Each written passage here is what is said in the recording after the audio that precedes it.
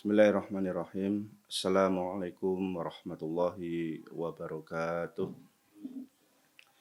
Innal hamdalillah nahmaduhu wa nasta'inuhu wa nastaghfiruh wa natubu ilaih wa na'udzu billahi min syururi anfusina wa min sayyiati a'malina. May yahdihillahu fala mudhillalah wa may yudlil fala hadiyalah. Asyhadu an la ilaha illallah wahdahu la syarikalah wa asyhadu anna Muhammadan abduhu wa rasuluhu la nabiyya ba'dah. Qala Allah Ta'ala fil Qur'anil Karim, ya ayyuhalladzina amanu taqullaha haqqa tuqatih wa la tamutunna illa wa antum muslimun. Fa inna asdaqal hadits kitabullah wa khairal huda hudan nabiy sallallahu alaihi wasallam. Wa syarrul umuri muhdatsatuha fa inna kulla muhdatsatin bid'ah wa kulla bid'atin dhalalah wa kulla dhalalatin finnar. Ikhwah fillah, azani wa azakumullah. Saudara-saudaraku sekalian yang dirahmati Allah Subhanahu wa taala. Alhamdulillah, bersyukur kehadirat Allah Subhanahu wa taala yang mana sampai saat ini Allah masih memberikan banyak kenikmatan kepada kita semua, dan mari kita gunakan semua kenikmatan yang telah Allah berikan kepada kita dalam rangka meningkatkan amal ibadah, meningkatkan ketaatan kepada Allah Subhanahu wa taala. Dan mari kita sama-sama terus berupaya untuk meningkatkan iman kepada Allah Subhanahu wa taala, meningkatkan takwa kepada Allah Subhanahu wa taala. Jamaah sekalian yang dirahmati Allah Subhanahu wa taala, dan di malam hari ini insyaallah taala kita akan masuk ke pembahasan sholatul Jumu'ah, yaitu tentang sholat Jum'ah. Dan tentang masalah sholat Jum'ah ini adalah termasuk rutinitas kita yang senantiasa kita lakukan, kita amalkan sepekan sekali. Dan tentunya sebagaimana yang disampaikan oleh Al-Imam Al-Bukhari rahimahullah ta'ala, al-ilmu qoblal qawlil wal amal. Jadi kita harus berupaya untuk berilmu terlebih dahulu sebelum kita beramal.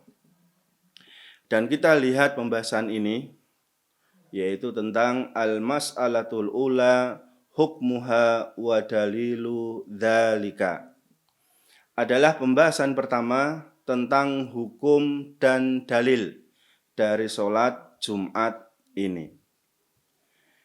Dikatakan dalam kitab ini, al-jumu'atu fardhu ainin 'alar rijal. Sholat Jumat itu hukumnya adalah fardhu ain untuk para laki-laki.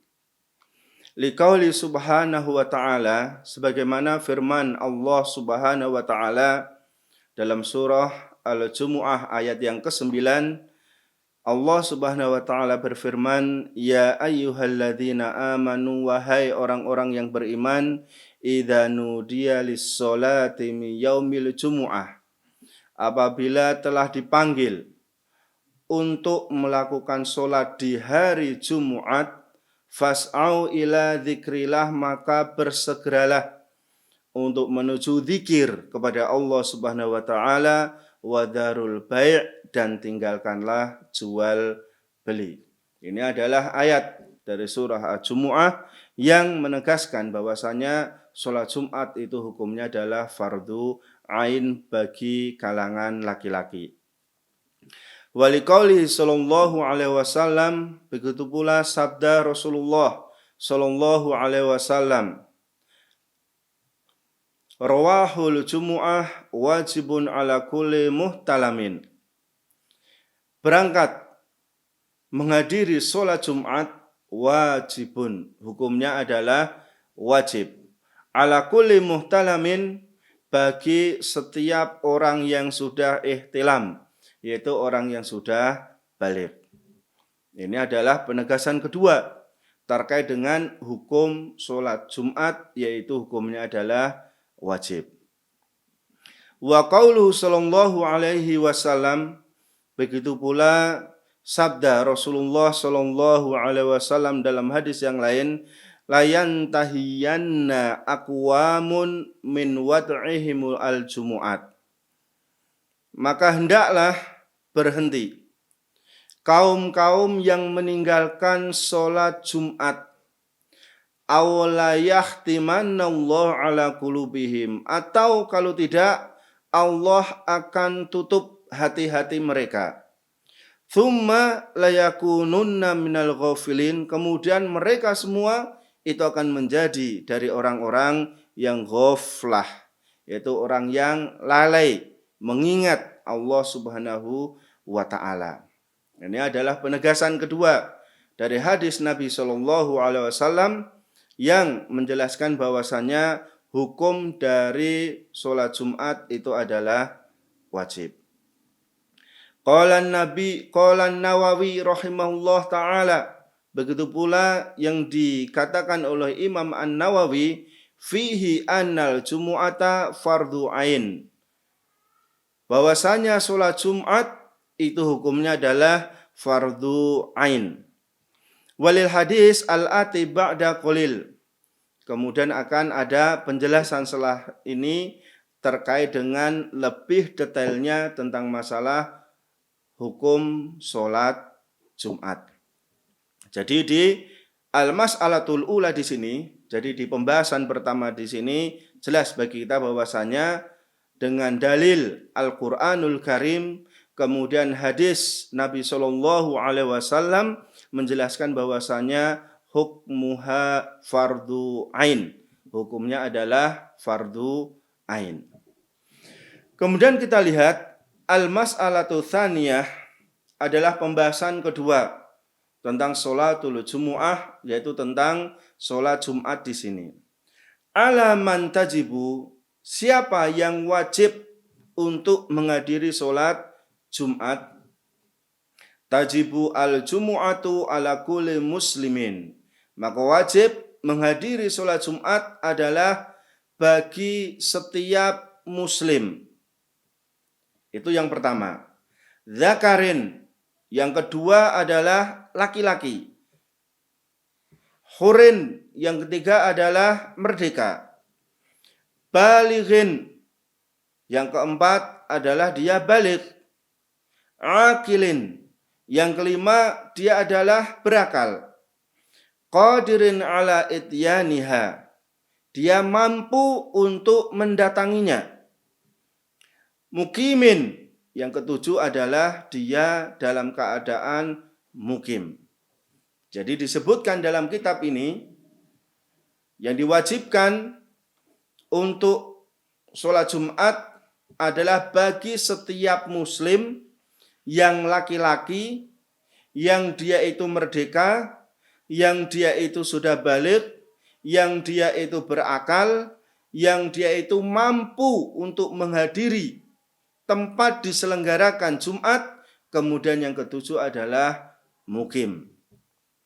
Fala tajibu ala abdin mamlukin.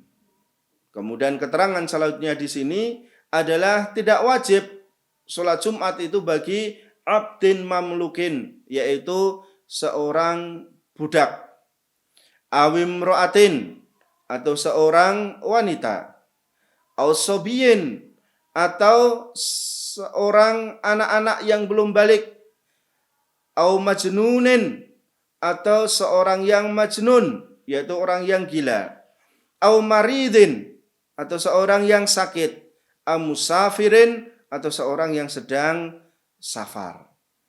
Maka yang kita sebutkan di sini tadi adalah mereka tidak ada kewajiban untuk menghadiri Jumat. Tetapi seandainya mereka hadir, maka ini diperbolehkan, yaitu seorang budak, kemudian wanita, kemudian anak-anak, kemudian orang gila, kemudian orang yang sedang sakit, kemudian seorang musafir, yaitu seseorang yang melakukan perjalanan. Liqauli sallallahu alaihi wasallam, berdasarkan sabda Nabi Muhammad sallallahu alaihi wasallam, al-jumu'atu haqqun wajibun ala kulli muslimin.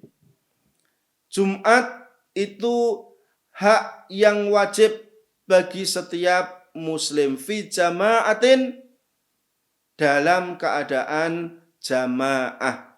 Jadi tidak bisa sholat Jumat dilakukan seorang diri. Ala jama'atin di sini adalah harus berjamaah. Illa, kecuali arba'ah. Ada 4 golongan yang dia boleh untuk tidak menghadiri sholat Jumat. Abdun mamluk, yaitu hamba sahaya, budak. Au imro'ah, atau wanita. Au sobiyun, atau anak-anak. Au maridun, atau seorang yang sedang sakit. Ya, ini adalah boleh untuk tidak menghadiri sholat Jumat.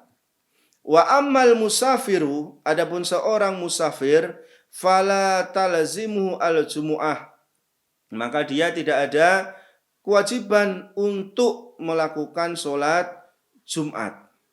Li'anna Nabiya sallallahu alaihi wasallam, karena Nabi Muhammad sallallahu alaihi wasallam lam yakun yusolliya fi asfarihi, tidak pernah melakukan Jumu'ah dalam keadaan safar.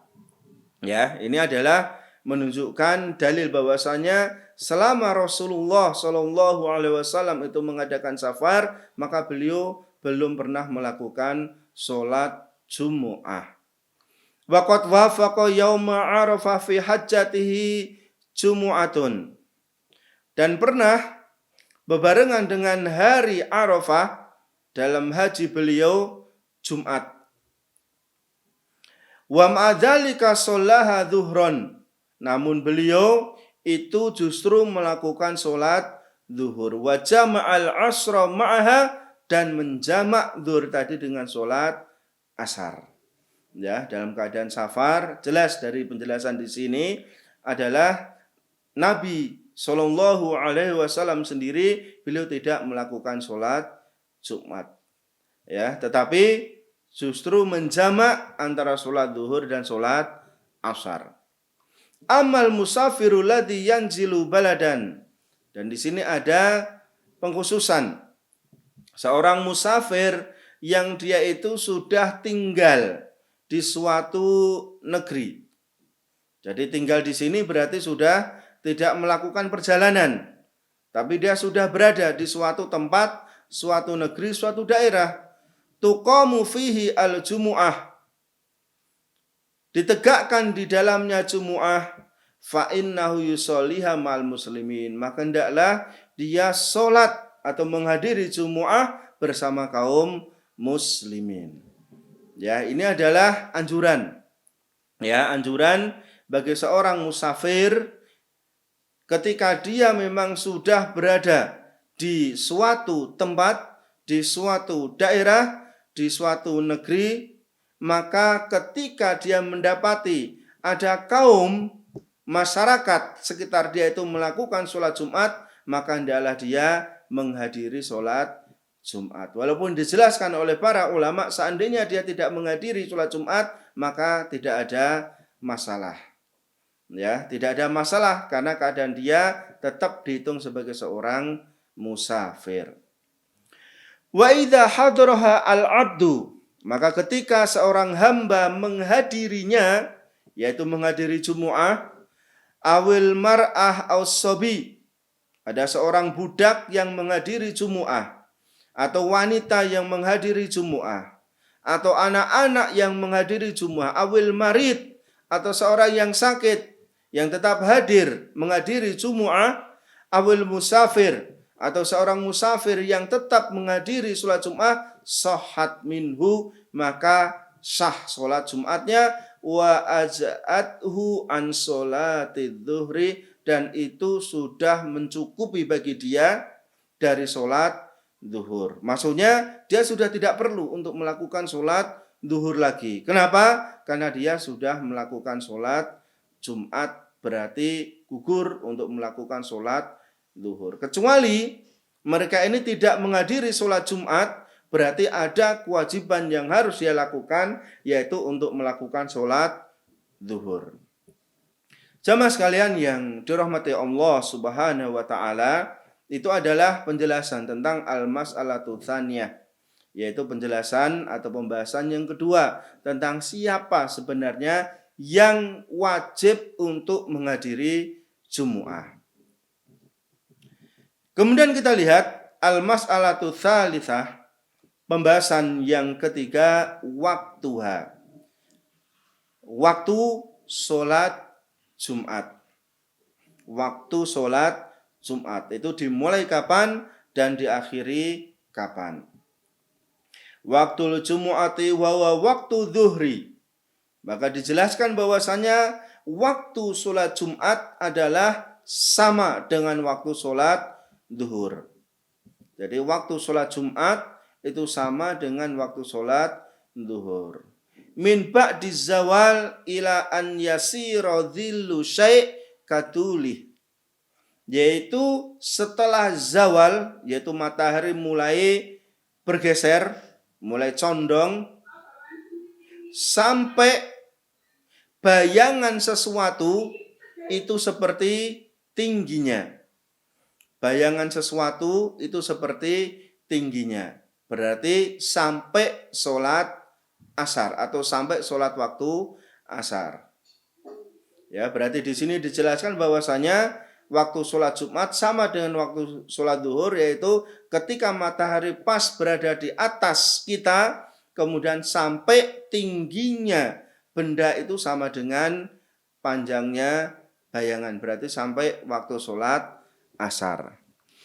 Li hadis Anas ibni Malik radhiyallahu anhu anna Nabiya sallallahu alaihi wasallam, dijelaskan dalam hadis Anas bin Malik radhiyallahu anhu bahwasanya Nabi Muhammad sallallahu alaihi wasallam kana yusolli al-jumu'ah, beliau melakukan sholat Jumu'ah hina tamilu syamsu, ketika matahari sudah condong.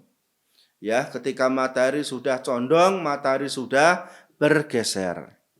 Wa huwal marwiyu an ashabin Nabi sallallahu alaihi wasallam min fi'lihim. Dan ini diriwayatkan dari sahabat-sahabat Nabi sallallahu alaihi wasallam dari perbuatan mereka.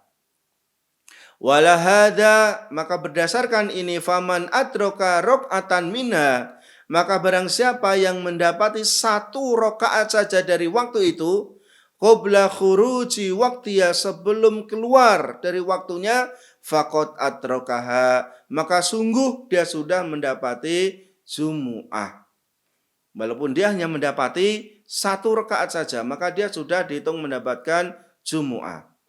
Wa illa sholaha dhuhron, kalau dia tidak mendapati, maka dia harus melakukan sholat zuhur. Liqaulihi sallallahu alaihi wasallam, berdasarkan sabda Nabi Muhammad sallallahu alaihi wasallam, man adraka raq'atan minas sholati, barang siapa yang dia mendapati 1 rakaat dari sholat, faqad adraka sholat, maka dia sudah mendapati sholat itu. Waqad taqaddama, dan penjelasan ini adalah sudah berlalu. Jamaah yang dimuliakan Allah Subhanahu wa taala, rahimani wa rahimakumullah, ini adalah tentang masalah pembahasan yang ketiga tentang waktu sholat Jumat. Kapan sebenarnya waktu sholat Jumat? Dan dijelaskan bahwasanya waktu sholat Jumat sama waktunya dengan sholat zuhur, yaitu ketika matahari tepat di atas kepala kita, kemudian sudah zawal sampai waktu sholat asar, yaitu tingginya benda itu sama dengan panjangnya bayangan. Ya, jadi seandainya ada seseorang yang dia mendapatkan 1 rakaat saja, ya di waktu itu berarti dia sudah dianggap telah melakukan Jumu'ah. Al-mas'alatu rabi'ah, kemudian kita masuk ke pembahasan yang keempat, al-khutbatu. Ya, al-khutbatu yaitu tentang masalah khutbah Jumat. Al-khutbatu ruknun min arkanil Jumu'ah. Khutbah, yaitu khutbah Jumat, adalah termasuk rukun dari rukun-rukun Jumu'ah. la tasihhu illa biha, dan tidak sah Jumu'ah kecuali adanya khutbah Jumu'ah. Limuwadhabatihi sallallahu alaihi wasallam alaiha, karena terus menerus hal ini dilakukan oleh Rasulullah sallallahu alaihi wasallam. Wa adami tarki laha abadan, dan Nabi tidak pernah meninggalkan hal ini sama sekali. Berarti setiap Nabi melakukan Jumu'ah, yaitu sholat Jumu'ah, maka didahului dengan adanya khutbah Jumat, dan ini terus dilakukan oleh Nabi Muhammad sallallahu alaihi wasallam. Wahuma khutbatani, dan khutbah Jumat itu ada dua. Ya, ada dua kali khutbah. Yustaratu li sihhati sholatil Jumu'ah ayyataqaddama ala sholah. Dan disyaratkan menjadi sahnya sholat Jumat apabila sholat itu didahului dengan dua khutbah. Ya, yang mana ini adalah sudah menjadi adat bagi kita, dan ini termasuk rutinitas kita bahwasanya memang sebelum melakukan sholat Jumat itu didahului dengan adanya dua khutbah, kemudian yang dipisah dengan duduknya khotib di antara dua khutbah. Ya, khutbah Jumat itu harus ada. Berarti seseorang, ya, atau banyak orang yang dia itu ingin melakukan sholat Jumat, tetapi hanya sholat saja, tidak didahului dengan adanya khutbah Jumat, maka tidak sah Jumatannya. Karena ini adalah rangkaian. Ini adalah rangkaian. Ini adalah rukun yang harus dilakukan sebelum melakukan sholat Jumat. Jamaah yang dimuliakan Allah Subhanahu wa taala, kita masuk al-mas'alatul khamisah, yaitu pembahasan yang kelima fi sunanil khutbah, sunah-sunah khutbah. Ya, sunah-sunah khutbah, sehingga ketika kita mengetahui apa saja yang termasuk sunah-sunah khutbah ini, maka seandainya kita biasa menjadi khotib, maka ini akan lebih menyempurnakan khutbah kita. Kita lihat di sini, wa yusannu ad-du'a lil muslimin. Disunahkan berdoa. Lil muslimin, mendoakan orang-orang muslim. Bima fihi solahu dinihim, yang di dalam doa itu ada kebaikan agama mereka. Wa dunyahum, dan kebaikan dunia mereka. Jadi ada doa, ya, di akhir, terutama di akhir khutbah, dengan mendoakan secara umum untuk kaum muslimin, untuk kebaikan dunia dan kebaikan agama mereka. Ya, kemudian juga bisa istighfar untuk mereka. Allahumma ighfir lil muslimina wal muslimat wal mu'minina wal mu'minat, dan seterusnya. Ya, yang biasa kita lakukan ketika kita khutbah Jumu'ah. Ada doa. Ya, bukan selesai Jumat atau selesai khutbah kemudian langsung masuk kepada sholat Jumat. Ya, tetapi diselingi dulu dengan adanya doa, terutama adalah mendoakan untuk kaum muslimin. Wa ma'a du'a liwulati umuril muslimin. Kemudian juga ada doa yang ditujukan untuk wulatul umur, yaitu para pemimpin kaum muslimin, bisolahi, agar mereka senantiasa di atas kebaikan, wa taufik, agar senantiasa mereka itu mendapatkan taufik, hidayah dari Allah Subhanahu wa ta'ala. Karena baiknya pemimpin itu akan menurun kepada baiknya rakyat, baiknya masyarakat, dan buruknya pemimpin itu akan berimbas, ya, untuk keburukan rakyat, keburukan masyarakat. Makanya ini termasuk disunahkan oleh Rasulullah SAW ketika berdoa diselipkan, ya, mendoakan kebaikan untuk ulatul umur, untuk para pemimpin, agar mereka senantiasa berada di atas kebaikan, mereka di atas taufik, ya, mendapatkan taufik hidayah dari Allah Subhanahu wa taala. Li'annahu sallallahu alaihi wasallam, karena Nabi Muhammad sallallahu alaihi wasallam bersabda, kana idza khataba yaumal jumu'ah da'a.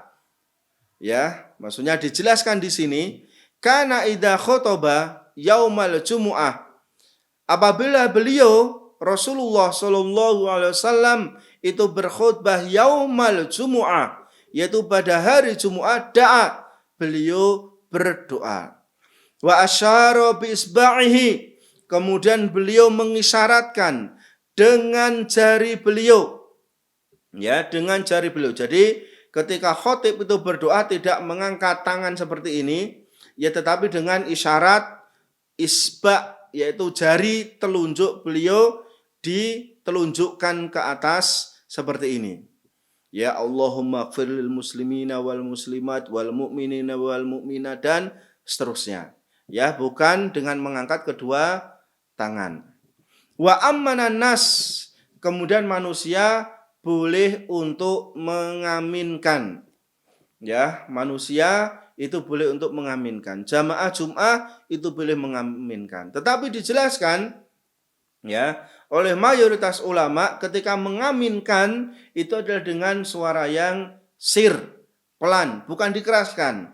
Ya, sebagaimana ini umum terjadi di tengah masyarakat kita. Ketika khotib itu berkhutbah, kemudian jamaah itu mengaminkan dengan suara serempak, kemudian meninggikan suara. Maka yang ini tidak ada contohnya dari Rasulullah dan para sahabat radhiyallahu anhum ajmain. Silahkan doa tapi dengan sir, atau silahkan untuk mengaminkan yaitu dengan suara sir, suara pelan.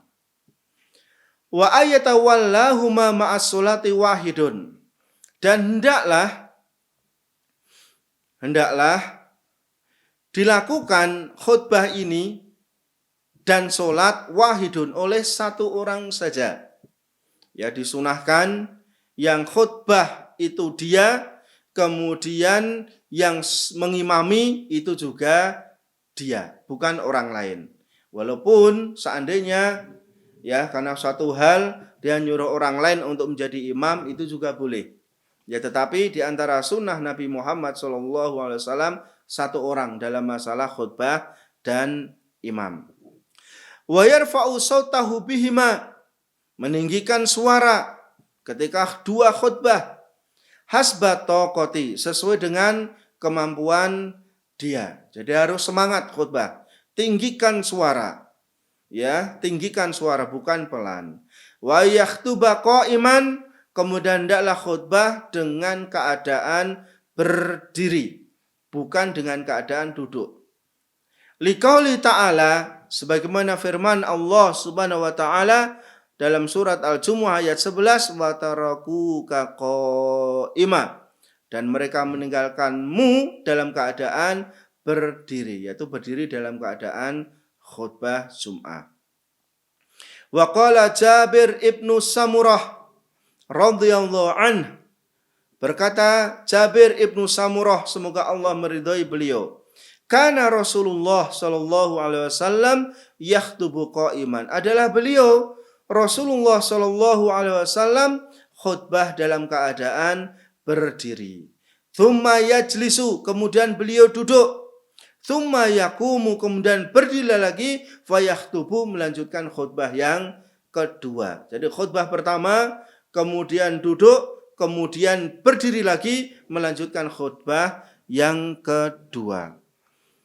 Faman haddatsaka anhu yakhtubu jalisan, kalau ada seseorang yang menjelaskan, menceritakan kepadamu bahwasanya Rasulullah Shallallahu alaihi wasallam itu khutbah dengan duduk, faqad kadzdzaba, maka dia telah berdusta, telah bohong atas nama Nabi Muhammad Shallallahu alaihi wasallam. Wa ayyakuna ala minbarin, maka hendaklah khutbah itu di atas mimbar, au makan murtafiin, atau di tempat yang tinggi, atau tempat yang tinggi. Li'annahu sallallahu alaihi wasallam, karena Nabi Muhammad sallallahu alaihi wasallam kana yakhdubu ala minbarihi beliau khutbah itu berada di atas mimbar. Ya, beliau berada di atas mimbar. Wa huwa murtafiun, dan mimbar Nabi adalah tinggi. Wali anna dzalika ablagu fil i'lam, karena dengan tingginya mimbar, khatib berada di atas mimbar itu lebih bisa untuk memberitahu, menasihati kepada para jamaah. Wablagu fil wa'dhi, dan lebih bisa untuk memberikan taujihat, menyampaikan khutbahnya kepada jamaah Jum'ah. Wa an yajlis bainal khutbataini qalilan, kemudian hendaklah seorang khatib itu duduk di antara dua khutbah sejenak, jadi tidak lama-lama. Ya, duduk di antara dua khutbah dengan waktu yang singkat. Liqali Ibni Umar radhiyallahu anhuma, sebagaimana perkataan Ibnu Umar, semoga Allah meridhai beliau dan ayah beliau, kana Nabiyyu sallallahu alaihi wasallam yakhtubu khutbataini. Adalah Nabi sallallahu alaihi wasallam berkhutbah dengan dua khutbah. Bahwa qaimun, beliau dalam keadaan berdiri. Yufassilu bainahuma bijulus, kemudian memisah di antara dua khutbah ini dengan duduk. Ini adalah keadaan Rasulullah Shallallahu Alaihi Wasallam ketika beliau sedang berkhutbah. Wa yusannu qasrul khutbataini, dan disunahkan untuk meringkas dua khutbah. Jadi khutbah tidak terlalu panjang, karena manusia itu masih banyak aktivitas yang akan dia lakukan. Wathaniyatu aksaru minal ula, kemudian khutbah yang kedua itu lebih pendek daripada khutbah yang pertama. Li hadisi Ammar marfu'an, berdasarkan hadis Ammar secara marfu'. Inna tulas sholatir rajuli, bahwasanya panjangnya solat seseorang, wa qasra khutbatihi, dan pendeknya khutbah dia, ma'innatu min fiqhi, maka ini bisa menjadi tanda akan kefakihan dia. Ya, panjangnya solat seseorang, yaitu solat Jumat, dan pendeknya khutbah dia, maka ini adalah ma'innah, yaitu sebagai al-alamah, tanda dari kefakihan dia. Karena umumnya seseorang yang khutbah, ya, di waktu-waktu ini, di zaman ini adalah yang panjang itu adalah khutbahnya. Yang panjang itu adalah khutbahnya. Kemudian sholatnya memilih surat-surat yang pendek. Maka ini adalah mukhalafah, menselisih dari apa yang disunahkan, dianjurkan oleh Rasulullah Shallallahu Alaihi Wasallam.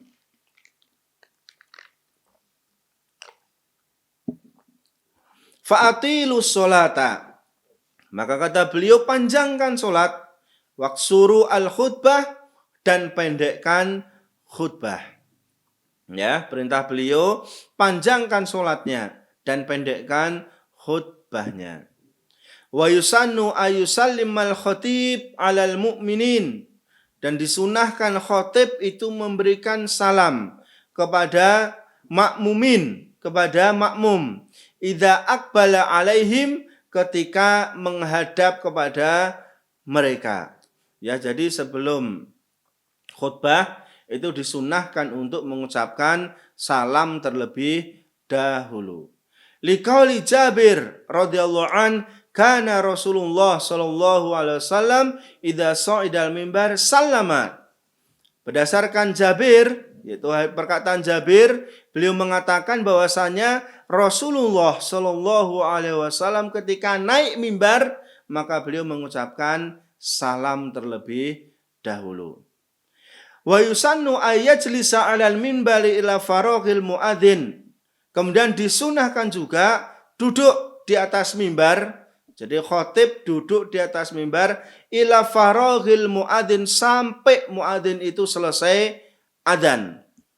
Ya, sampai muadzin selesai adzan. Jadi berdiri, salam, duduk, kemudian muadzin adzan. Kemudian jangan berdiri sampai muadzin itu selesai adzan. Liqauli Ibnu Umar radhiyallahu anhuma, berdasarkan perkataan Ibnu Umar, semoga Allah meridhai keduanya, kana Nabi sallallahu alaihi wasallam yajlis. Adalah Nabi sallallahu alaihi wasallam duduk idza sa'idal minbar hatta yafragh al muadzinu thumma yaqumu fayakhtubu. Adalah Nabi sallallahu alaihi wasallam duduk ketika sudah naik mimbar sampai muadzin itu selesai adzan. Kemudian setelah muadzin selesai adzan, beliau berdiri kemudian memulai khutbah. Wa yusannu ayat tamidal khotib ala asa wa nahwiha. Dan disunahkan seorang khotib itu untuk bersandar ya dengan tongkat atau yang semisalnya. Ya, dijelaskan oleh Syekh Utsaimin rahimahullah ta'ala, kalau yang seperti ini adalah kondisioner saja. Dalam artian, seandainya memang itu diperlukan, maka diperbolehkan, silahkan untuk bersandar dengan tongkat. Ya, wa yusanu lil khatib ayak sidatil qawajihi. Kemudian disunahkan bagi khatib itu untuk menampakkan wajah di hadapan jamaah li fi'lihi sallallahu alaihi wasallam dalika, karena ini adalah dilakukan oleh Rasulullah sallallahu alaihi wasallam. Jamaah sekalian yang dirahmati Allah Subhanahu wa taala, jadi itu adalah beberapa penjelasan tentang Jumu'ah. Ya, penjelasan tentang Jumu'ah. Tadi sudah kita sampaikan tentang permasalahan atau pembahasan pertama tentang hukumnya. Ya, hukum adalah fardu ain. Kemudian pembahasan kedua, siapa yang wajib menghadiri sholat Jumat. Ya, tadi ada tujuh syarat ya yang bisa menghadiri sholat Jumat. Kemudian yang ketiga, waktu sholat Jumat. Kemudian yang keempat tentang masalah khutbah. Kemudian yang kelima tentang sunnah-sunnah khutbah. Jadi ini yang bisa kita bahas di malam hari ini sedikit, mudah-mudahan bisa memberikan tambahan ilmiah ilmu kepada kita semua, dan mudah-mudahan Allah memudahkan kita semua untuk melaksanakan sunnah-sunnah dari Nabi kita Muhammad sallallahu alaihi wasallam. Wallahu a'lam bishawab. Untuk kelanjutan pembahasan ini insyaallah di waktu yang akan datang. Wallahu a'lam bishawab wa akhiru da'wana alhamdulillahirabbil alamin. Assalamualaikum warahmatullahi wabarakatuh.